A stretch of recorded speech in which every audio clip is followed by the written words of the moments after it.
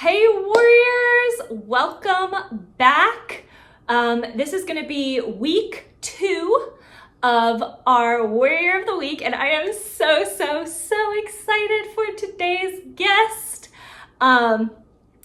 We have one of my very best friends, and she is a talented singer, songwriter, dancer, actress.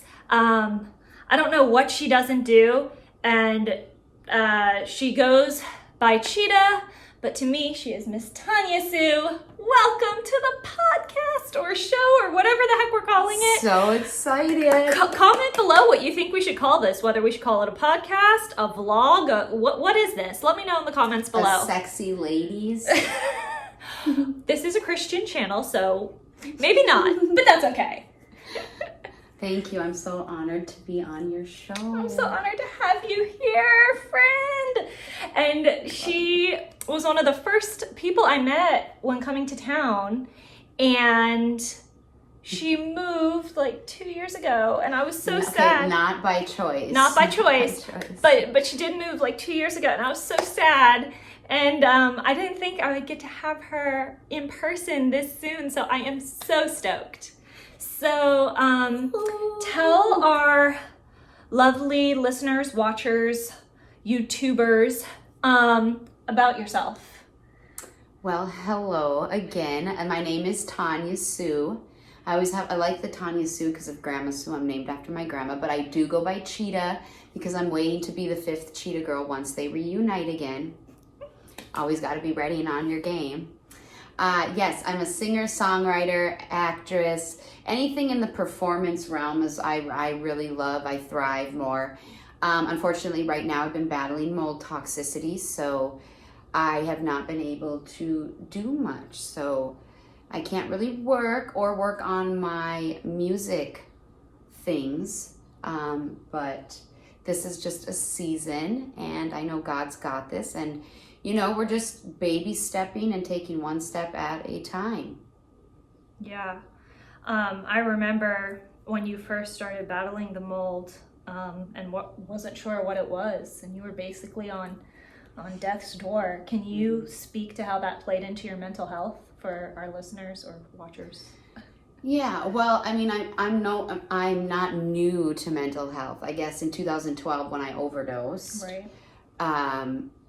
Just because I couldn't live, it wasn't worth living. Life wasn't, I was walking with the enemy. And I guess ever since 2012, I've been doing a lot of different therapy programs. I've been hit with Lyme disease and these other issues. But I think over the years, I've been just building up and working on it. But it's been any physical illness, my gosh, takes a mental toll. I've learned that no matter what you're facing, physical, spiritual, whatever, the mental battle is the hardest, and it's been tough. But I've learned that it can take you out if you let it, and it has taken me out before. But by doing the work and still having a therapist and still, just using the tools we learn in our toolbox, it's not like it takes these bad depression days away or these thoughts, but it helps us to move forward past it. So I guess mental health, yes, I still struggle with it daily. Some days can't get out of bed, some days, but it's about learning to I've learned that you can have a bad moment. Don't make it a bad day. Do something to try to get up and out and moving. But anyways, I don't know. I think too we need to show ourselves grace. Those that struggle with mental illness or mental health issues, addiction, whatever it is, don't be afraid to show yourself some grace, right. Because only we know what we're facing inside. Right. You wouldn't know. I'm gonna get emotional. Thanks, friend. Oh, don't let your eyelashes uncurl. I know this girl. Like I said, we're soul sisters, we're besties, and when she started getting sick, you could see it, but she hid it well, and she was still the life of the party, and you know, if her and I hadn't had the conversations we had, you know, just by looking at you, I wouldn't have known. And you know, the battle that you were dealing with, because you always just tried to be a joy and a light for everyone else around you. And yeah, so you just never know what someone else is facing. So be kind and show others grace and yourself some grace too. Oh yeah, for sure. It is. You're gonna make me all teary-eyed. No, definitely. That's, I would say, one of the hardest things I hear too is like, we have grace for so many others, but not ourselves. Like, I'll get frustrated when I'm not fulfilling something like on my checklist, you know. If I don't do something, it's so much easier to just beat ourselves up. Yet we would give our friend grace if they were telling us, oh, I didn't do this, I'm such a bad, what would we say to them, you know? So yeah, the grace part is a big part I have to work on, because I still kind of can tend to guilt myself or shame myself, or, you know, even get into that victim mentality, which you have to be really careful of, especially with chronic illness. I've realized is, or any kind of trauma, anything, you can get stuck in that victim mentality, and it's just not healthy. Like, it's okay to have those days or those moments you just cry, you scream, you let it out, you take a shower, but then you put your big girl pants on and you do something just to even try to change it, because we are the ones who are capable. I know, even though it feels paralyzing, or even, you know, reaching out to someone, like I've reached out to you many times. There were a lot of dark times with the mold, and I think it was one of the times that, do you want me to talk about this on here? That I think she brought it up not long ago, and I completely forgot, because with Lyme disease and then the mold toxicity, it really affects the brain. So I don't remember too much, but Brianna brought this up the other day about how one day did I text or call? I don't remember whether you texted or called. I think you texted. I texted her because I didn't realize with the mold, I have a chronically inflamed brain. So that means depression automatically, that's anxiety. It was like to the point where I couldn't get out of my house, couldn't do certain things. And I remember, I mean, we didn't know this at the time, but I was so overwhelmed, and I was like wanting to cut, which I have not cut for years. I hate BLOOD, so this is so out of the realm for me. You know, I'm not doing well. And I remember reaching out to Brianna, right, through text. And even though I was our favorite spot, Cracker Barrel. Yes, and even though I was so worried and feeling of like, because you feel like you overwhelm people, and you don't want to overwhelm people, so you don't want to say anything. But see, by me realizing that Brianna and I had this relationship where I could reach out and I would know that she wouldn't freak out, that she'd be like, okay, yeah, let's go now. Let's go do something. Let's go. Because Brianna's had her struggles with different things with mental health, and I think that shows right there of how important it is to have somebody that you can almost reach out to, because by speaking it, I wouldn't do it. I wouldn't cut. Or I don't know if you want to talk on that. Yeah. A pastor at a church I attend said, you know, we get your 2 a.m. friends, you know, those friends that you can call no matter what. And I would definitely say, you and I are 2 a.m. friends. You know, there have been times where, you know, and I think we kind of share this, and this is why, you know, it works well. You know, when we are feeling that way, because we are mental health advocates, suicide prevention advocates, you know, we put a pressure on ourselves to feel like we have to be okay for all of those around us and watching, because, you know, we are so passionate about these two causes. And, you know, for me, when I'm having a bad day, my instinct is to withdraw, and I don't want to put that on anyone else, but you need to talk about it. You need to speak about it, share about it, whether it's with a 2 a.m. friend or a counselor.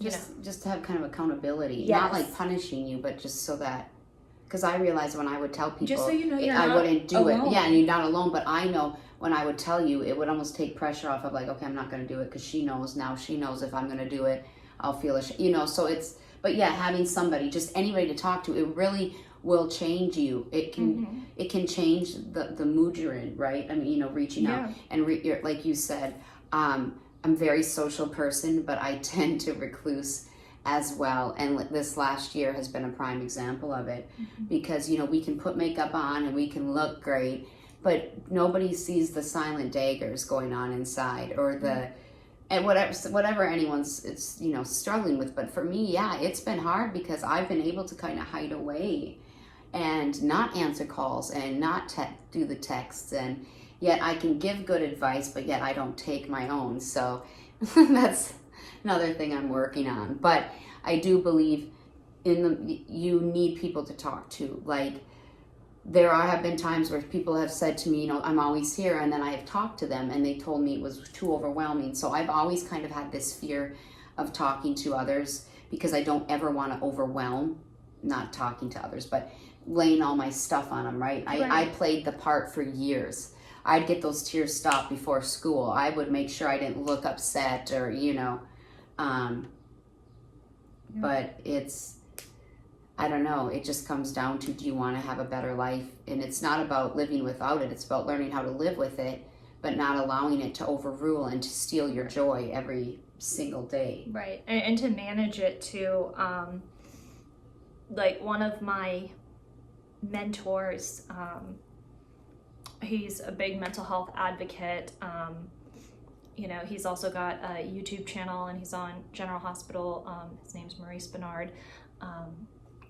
He says, our mental health is like, he uses the imagery of like gears, like first, second, third, fourth, fifth.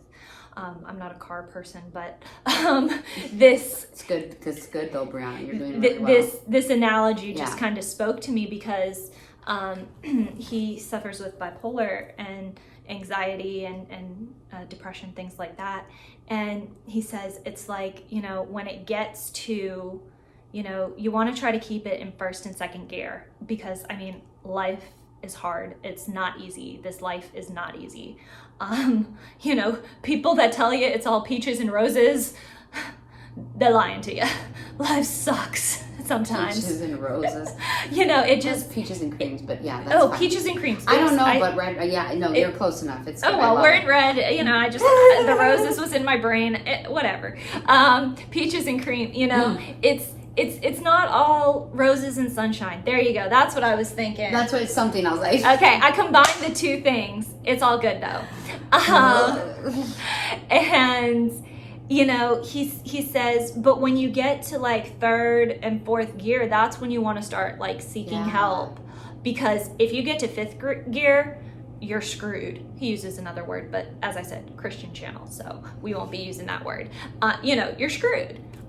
So like, try to maintain it and keep it in first and second gear. And I don't know for you, but for me, like, one of the things is, very, spending time in the Word, spending time with like my physical health, working out, eating well. I said working out, things like that. Just yoga. I love yoga. I'm a big yoga fan. Big yogi here. And things like that, to maintain it and keep it at bay before it gets to 3 or 4 or 5. So I shared some of the things that help me manage. What are some things that help you manage your mental health? Yeah, I was thinking about that. I think a lot of it is getting myself out, or in a different environment, or outside, or if it's a day where I'm really not feeling good and I'm stuck in bed, I make myself go outside, get fresh air, go for a ride. It's really easy once the darkness hits to stay in it, right? And to keep kind of spiraling down. Yeah. But talk to my grandma. I reach out to her a lot with it. Love Grandma Sue. Yeah. Shout out to Grandma Sue. Yeah, everybody needs a Grandma Sue. And I talk to her about, I'll reach out. I just recently had picked up a dance class. I put on even a show, just to like a funny, mindless thing to kind of get my mind off things. Go for a walk. Yeah. I have a group of girls. That's another thing when you have an accountability with a group of people that you walk with, you have to show up. So that's good, because on most days I'd be like, do I need to? Have you noticed, for me anyway, I don't know about for you, it's easier to show up for others than it is yourself? Isn't that the sad truth? You know, I'm more apt to be like, okay, I'll get dressed, put on a face, you know, because so-and-so's coming over to write. But if I don't have like a social engagement, I'm like, nah, why throw on makeup? Why, you know? And that's something I've lost. Like, I mean, I've been wearing makeup the whole time I've been here in Nashville, which is like, holy cow, this is the most I've worn in a year. But this is who I am, you know, because I love makeup and it makes me feel good. I just get too tired, like with the chronic fatigue, where I'm like, oh, I don't even want to do it, because then I do my makeup and then I'm done. I'm like, okay, and then what do I do with it? You know, just let Grandma Sue look at me and butterscotch. But that's my cat, by the way. But no, I do that. I reach out to friends. I try to set up things, going out to lunches or dinners, just really grounding, even getting outside barefoot. I know that sounds, you know, but I have to fight it, because, you know, just like yesterday, I felt the depression. I felt it come over me, and it was crippling, and it can feel like, oh my goodness, how do I stop this? How do I, you know? But I visited with a friend, and I made sure to have a schedule today instead of not having any plans. That's a good thing, of having plans with people. But it's hard, and you feel depression, anxiety. It's absolutely terrible, isn't it? It's debilitating. It can be, yeah. Can you kind of speak to for our people watching that maybe have not had experience with anxiety or depression, like what that is like? Oh, that's a hard one. Because I feel like until you experience it, it's kind of easy to shrug it off. Yes. And it's not until you've experienced it, it's hard to understand. So what, and I feel like you can speak, and correct me if I'm wrong, I feel like you can speak more towards you can speak to both of them. But I haven't had, like, my anxiety's been like kind of mild. Right. I feel like you can speak to that a little more than I could. You mean like what it's like? It's like your body's pulsating and everybody's having fun in the bouncy house inside you except you. It is almost where, you know, it catches you differently. You know, it's really embarrassing when you have an anxiety attack or like a panic attack in front of somebody, because they don't understand, or like some people say, oh, just get over it. It's like, no, but you can't help it. And they come in all different forms. Anxiety comes in tightening of chest. I get where it's like I'm so anxious that I can't even like move, you know, but then there's times that you're so anxious that you just can't sit still either. And it's like, it's a constant, like, just like an agitation, and you can't relax, and you're just in like fight mode and go.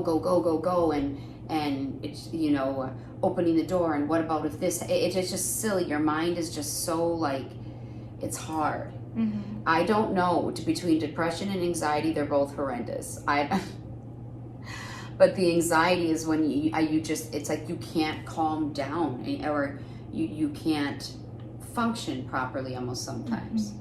And I'm sure everybody has mild forms of it, like before you go up on a stage, or if you have to speak at something, or you have a project you have to present, or whatever, like that's regular nerves. That's not anxiety, you know. I'd say like anxiety is that, but multiplied by like 400. Right, so that's not anxiety, but it's kind of like a feeling of, that feeling is a little bit, will give you some sort of an idea, I guess I would say. But imagine that, like, multiplied, magnified by like 400 times. Correct. And like in my case with an inflamed brain, it's hard, because with an inflamed brain you have depression, anxiety, and it's just really, really hard to regulate. So it's like some days I feel like I'm just crazy, you know, you feel like you're all over the place. But I had a therapist tell me, when I asked them if I was crazy one day, they said, crazy people don't know they're crazy. So, isn't that interesting? Yeah. I mean, I may still be a little bit, but but that was because you feel like you're losing it. Yeah. You feel like, oh my God, should I be locked up in a straitjacket? Like, is this like? But really, it's just when you don't have the skills or you don't know how to deal with it, it's hard. Mm-hmm. Or if it's something you've been pushed off or your family hasn't really, accepted or believed in, or was like, just move on, just get over it, quit worrying. It's like, it's hard. There's a lot of people, I feel bad more for the people who don't realize they have it. Yeah. And they're struggling with it. Yeah. You mentioned family a little bit ago, and I have found in my experience, like mental illness and stuff, and suicide has kind of been hereditary. Would you say that's been your experience as well? Like, have other people in your family experienced mental illness or? Yes. So actually, my grandma Sue, who everybody loves, she actually put herself into the hospital a few times when she was in her, 30s, 40s or 40s maybe, and she would check herself in because she had such severe depression. She would just cry all the time, and I didn't realize it. I remember kind of instances of it, but my mom also suffers, but she's never talked about it, right? She doesn't want to, and that's my grandmother's daughter, okay? And then I suffer, so it is like a generation thing, but none of them, see, I grew up always thinking it was normal to want to die, and grandma didn't feel that way. She just was sad and depressed and wanted to, be sure she was safe. For me, I got the idea thinking that it was normal to want to die until I overdosed. Right. And until I really... How old were you the first time you had that thought? I remember 3rd grade telling my dad that, if I wake up, I hope I don't wake up tomorrow because I just don't want to. I just said I hope I don't wake up tomorrow. What's the word I'm looking for? Like, what can you attribute it to anything specific? Like, were you bullied? I was bullied, but it was like I always had this terrible feeling about me, which later I learned was depression. I didn't know what it was. Okay. So I was always worried and sad, but I was always trying to be the happy person for everybody else. But I covered it very well. I don't know. There were a lot of issues like with my family growing up, with my parents and my mom, and but I just remember writing in my diary, like, I hope I die so my mom and dad feel bad. I mean, and that's crazy. This is at like 3rd grade. Mm-hmm. And even that mentality is not right. It's not worth taking your life for somebody because you think you're going to get back at them because they go on living life, you don't. I learned this later on in life, but and that is to speak to that, suicide is never an option or a way out. And if you or someone is having those feelings or struggling, there are so many resources available to you, and I will put a list of some of my favorites down in the description below. So you don't have to make that choice, and there are so many other options. And remember, feelings are fleeting. Yes. Even in the moment, I know. Cherie always says to me, that's a mentor of ours, feelings aren't facts. And that's good too. And that's so true. Yes, we are entitled to our feelings. Like, don't get me wrong. And you're feeling them. There's no way to go around not dismissing your feelings, but you have to remember too, they are not fact. We're getting close to the end here. I mean, it just flew by. Yes, it was. Yes. And are there any last things that you would want to, share with the audience before I close us out? Well, I guess just for the audience and for myself, that it's worth fighting for yourself. And you may have a bad day, you may have a bad few days, you may have a bad week, a bad month, but listen, like we were saying, feelings are fleeting. Things change so quickly without us, without even knowing. And we want to make such quick reactive decisions, especially when we're hurting or we're struggling, and we just want it to end. Yeah. But there is so much more out there. That reminds me of a quote. that I say in my suicide prevention program. Suicide doesn't stop. Now I'm gonna blank on the quote. Suicide doesn't end the chance of life getting worse, but it stops the possibility from it ever getting any better. Bingo. And that isn't verbatim the right quote, but that's the meaning behind the meaning behind it, yeah. And you know, we, even though I struggle with loving myself, we all deserve Yes. live a joyful life. Mm-hmm. And but it takes work, but it's worth it. That's what we're here to tell you, that there is a light at the end of the tunnel. Like, we both have struggled. You are not alone if you are struggling, and you are loved, you matter, and you are a warrior. I want to thank Tanya, Cheetah, for being here today and being on the show. God. I am so happy, and I hope her story, can inspire and encourage all of you. All right, bye.